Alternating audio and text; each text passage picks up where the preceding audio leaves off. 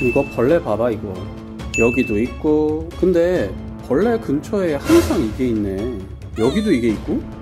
아, 이 벌레 안 없애면 다른 벌레가 또 생겨요? 네? 그건 사람도 문다고요?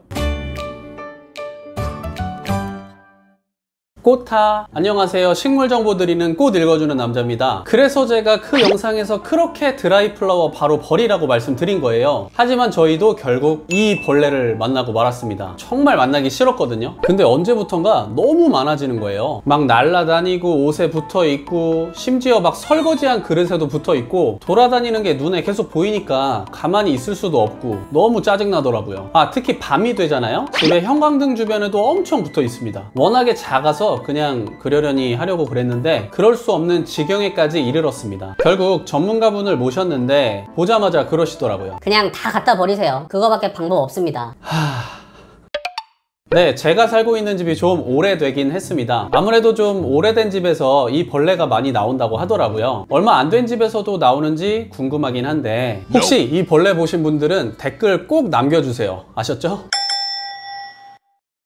이 벌레의 이름은 다름 아닌 권연벌레입니다. 권연은 권련, 그러니까 담배를 말하는 거예요. 이 벌레가 담뱃잎을 좋아해서 이런 이름이 붙여졌다고 합니다. 권연벌레가 쌀알을 좋아한다 이런 말도 있던데 저희 집에서의 원인은 두 가지였습니다. 바로 먹다 남은 시리얼과 이것 드라이 플라워였던 것이죠. 전에 있던 드라이 플라워는 이미 버렸고 또 새로운 애들이 집에 있었는데 거기서 문제가 생긴 거였습니다. 사실 그 이후로 크게 신경을 쓰지 못했거든요. 근데 여기서 또다시 권연벌레 가 생길 거라고는. 먹다 남은 시리얼도 정말 놀랐어요. 아주 그냥 타닥타닥 붙어 있더라고요. 그날 바로 갖다 버렸습니다. 드라이 플라워랑 같이. 이 권연벌레를 없애려면 그 원인을 반드시 찾아야만 합니다. 건조하고 바삭바삭한 것을 좋아한대요. 예를 들면 뭐 튀김 부스러기라든지 가루 같은 거 있죠. 튀김가루나 밀가루, 시리얼도 포함되고요. 암튼 이놈들이 생기게 된 원인을 꼭 찾아내서 그걸 반드시 버리셔야 합니다. 그 중에서도 문제가 되는 게 이 드라이 플라워인데요. 제가 그래서 과거부터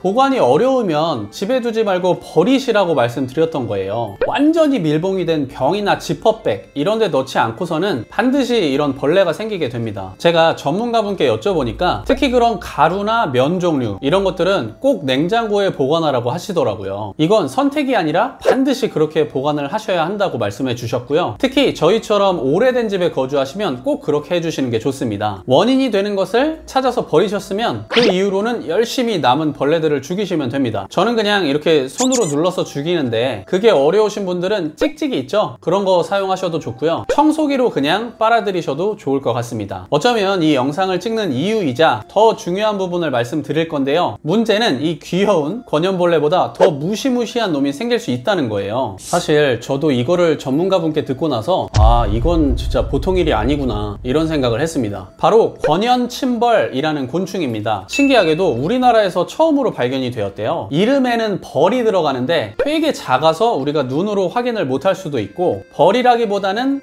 날아다니는 개미 정도로 보시는 게 좋을 것 같습니다. 사실 이 권연침벌은 권연벌레의 천적입니다. 권연벌레의 유충이 알을 낳고 그 알이 부화하면 유충을 먹고 자라기 때문에 오히려 권연침벌은 권연벌레에 기생하는 기생벌인 거죠.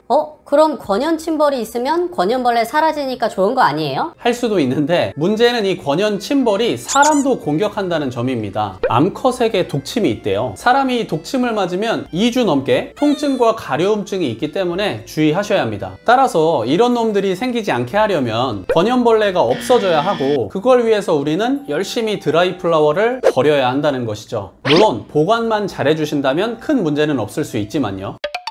네, 오늘은 작지만 무서운 권연벌레에 대해 알아봤습니다. 이 벌레가 드라이 플라워와 큰 연관이 있어서 알아본 건데요. 앞에서 말씀드린 것처럼 드라이 플라워만 문제가 되는 것은 아닙니다. 이 벌레가 좋아할 만한 것들을 잘 살펴보시고 냉장고에 보관하시거나 버리시거나 꼭 관리해 주시고요.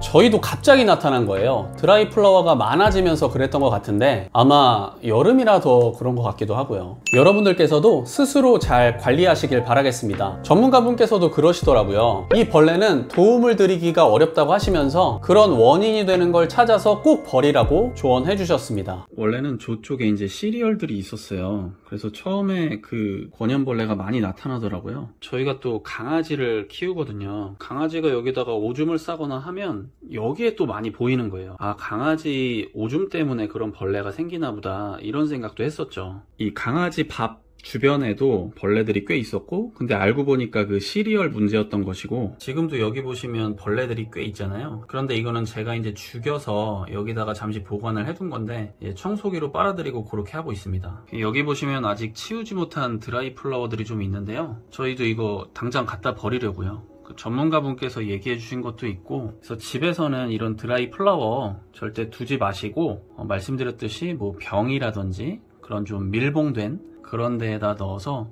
꼭 보관을 하셨으면 좋겠습니다.